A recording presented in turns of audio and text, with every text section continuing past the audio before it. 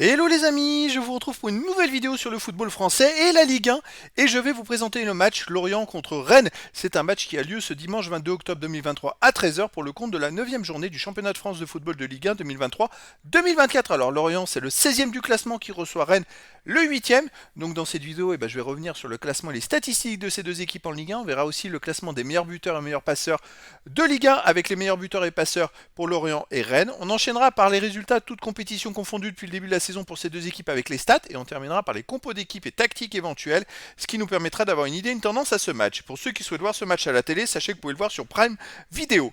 Alors Lorient est donc 16e de Ligue 1.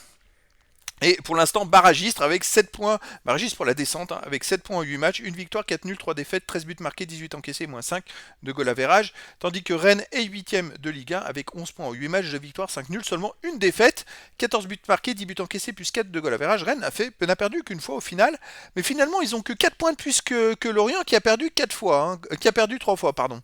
Donc c'est plutôt serré le classement. À voir pour la suite.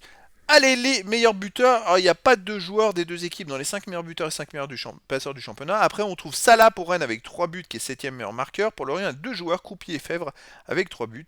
Après, Tozin pour Lorient avec 2 buts. Pour Rennes, on a Gouiri, Kalumuendo et Bourigeau avec 2 buts, et des joueurs à 1 but. Et pour les meilleurs passeurs, on a Croupier de Lorient avec 2 buts, 2 passes décisives. Et puis on a beaucoup de joueurs des deux équipes avec une passe décisive.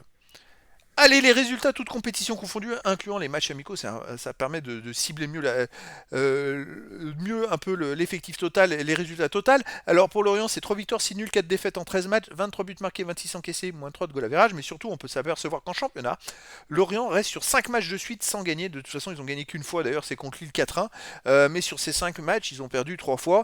Alors c'est vrai que à Lyon, ils ont fait 3-3, ils marquent des buts. À Nantes, ils ont perdu 5-3 alors qu'ils en ont mis 3. Enfin bon, chez eux, ils restent sur une défaite 3-0 contre Montpellier. Un match nul de 2 contre Monaco, une victoire contre Lille 4-1, un match nul contre Nice, un partout. Et c'est vrai qu'ils ont joué quand même contre les gros de ce championnat, parce que le PSG, Nice, Monaco, c'est quand même des équipes qui sont en tête du classement. Donc, voilà, c'est plus compliqué leur saison et c'est pour ça qu'ils sont aussi mal classés.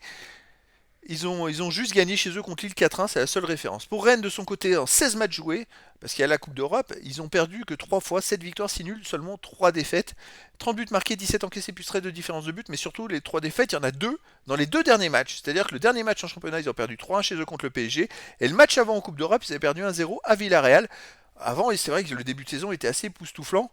Donc à l'extérieur, Rennes reste sur une défaite à Villarreal 1-0, un nul à Montpellier 0-0, un nul à Brest 0-0, un nul à Lens 1 partout, et une défaite en amical à Wolverhampton. En fait, Rennes à l'extérieur, ça marche pas terrible cette année. Ils n'arrivent pas à s'imposer. Ils ont effectivement beaucoup de matchs nuls, mais ils font pas de différence. Et de son côté, Lorient a du mal à gagner, sauf contre Lille chez eux. Donc voilà, qui va gagner? Ça va être une question.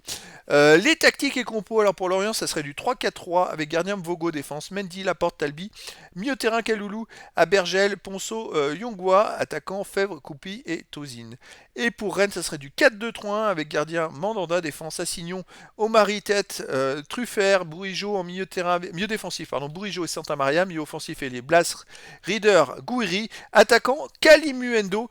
Donc voilà, et peut-être le retour de Terrier, puisqu'il a commencé à reprendre. Donc à voir. En tout cas, voilà, le décor est planté entre ces deux équipes. Une équipe qui est mieux partie que l'autre en championnat, c'est Rennes, mais il n'y a pas tant d'écart que ça entre les deux équipes au classement, et Lorient qui est pour l'instant dans la mauvaise zone et qui doit absolument gagner pour prendre des points. Donc les amis, je vous donne rendez-vous ce dimanche 22 octobre 2023 à 13h pour le match de la 9e journée du championnat de France de football de Ligue 1 2023-2024. Lorient, le 16e du classement, reçoit Rennes, le 8e. Voilà les amis, je vous dis à très bientôt pour une nouvelle vidéo.